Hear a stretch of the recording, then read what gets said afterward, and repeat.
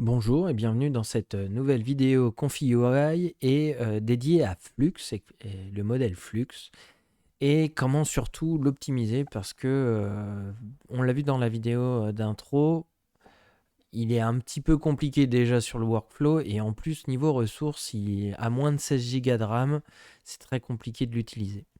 Globalement, un moyen de le passer déjà va être de changer la précision du clip, de le passer de 16 à 8, ça va aider, mais ça va être très très limité. Donc on va voir dans cette vidéo comment se simplifier la vie, et pour le côté un peu advanced et ce qu'a Flux sous le capot, ça sera une autre vidéo. Donc du coup l'idée à la fin, c'est de se retrouver avec un workflow comme ça, un peu plus familier déjà, et, et bien plus rapide. Alors, comment ça se passe? Donc je vais prendre mon petit document. Donc déjà globalement, comme on l'a vu, on a trois modèles. Le Schnell, le Dev, le Pro. Le Pro, on l'enlève, il est accessible que par API. Et donc il nous reste le Schnell et le Dev. Globalement, ce qu'il faut comprendre, c'est que déjà, pourquoi on a des problèmes de performance dessus, parce que déjà les modèles sont assez gros.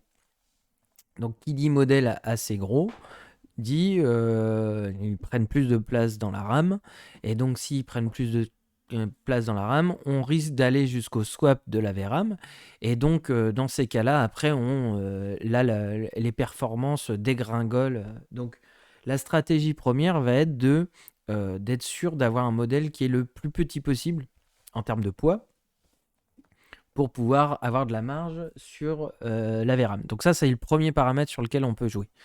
Il y a un deuxième paramètre sur lequel on peut jouer, c'est sur la structure. C'est-à-dire c'est la structure du modèle qui permet d'avoir un rapport, on va dire, poids-qualité intéressant. Donc du coup, je dirais que là, à ce niveau-là, on pourrait se dire, bah, allons sur Flux Schnell, parce que Flux Schnell, c'est ce qu'il y a de plus petit. Donc on va voir ça par rapport à mes documents. C'est qu'on peut se dire, Flux Schnell, c'est le modèle qui est le plus léger, et donc c'est une bonne base pour bosser. En fait, Fluxional, pour moi, il va être intéressant dans le sens où il est open source, et là, on va le compléter avec des LoRa perso qu'on aura entraîné, donc ça nous arrangera parce qu'on aura quelque chose d'open source sur le modèle de base, donc on ne sera pas embêté, et notre LoRa permettra de compléter la pertinence, la qualité d'image et tout par rapport à notre propre ajout de dataset. Mais sinon, dans ce tableau comparatif, on voit que pour le reste, il n'est pas bon de base. Il n'est pas bon du tout. Donc du coup, on aura tendance à quand même garder le flux dev pour des questions de qualitatives, mais pour autant, l'un est moins bon en termes de vitesse que l'autre.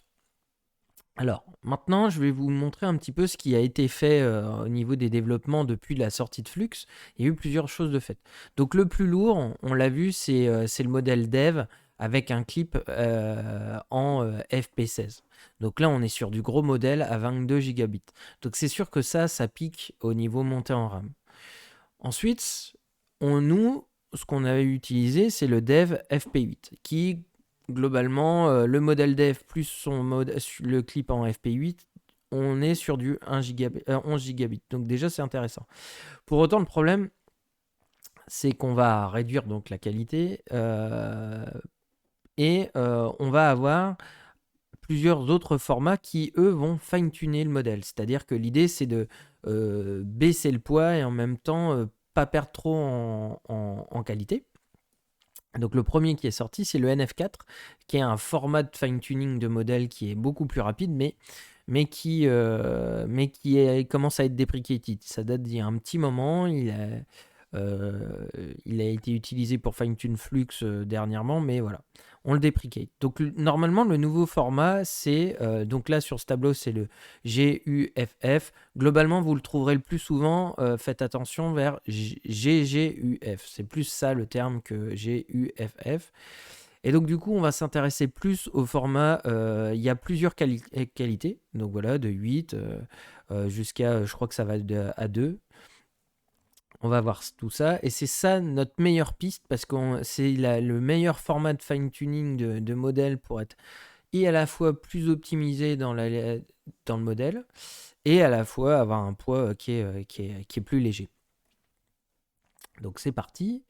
Ce dont on va avoir besoin, donc le lien sera dans la description comme d'hab, c'est les modèles qui ont été faits par cette personne.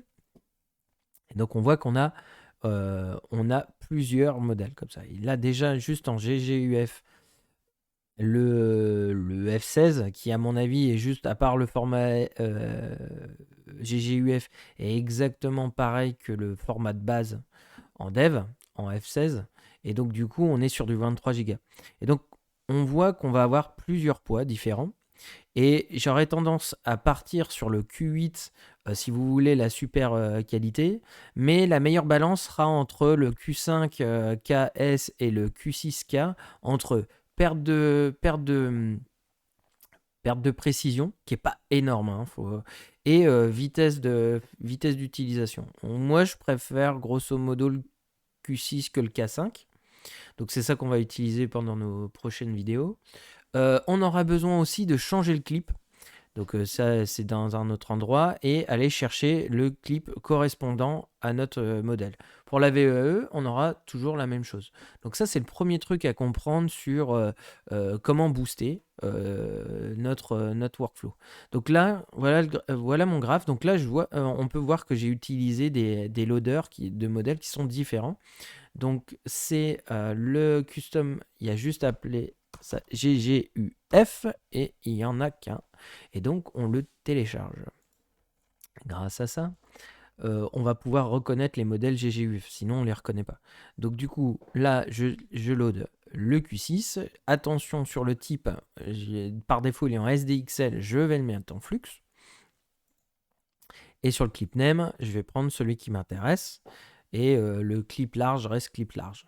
La VAE, elle bouge pas. Et maintenant, ce qui va être intéressant pour voir, parce que l'idée c'était un peu de simplifier et retrouver un peu nos petits. Donc, je vous montre que dans ma structure, j'ai pris un empty latent image classique. C'est pas gênant pour travailler.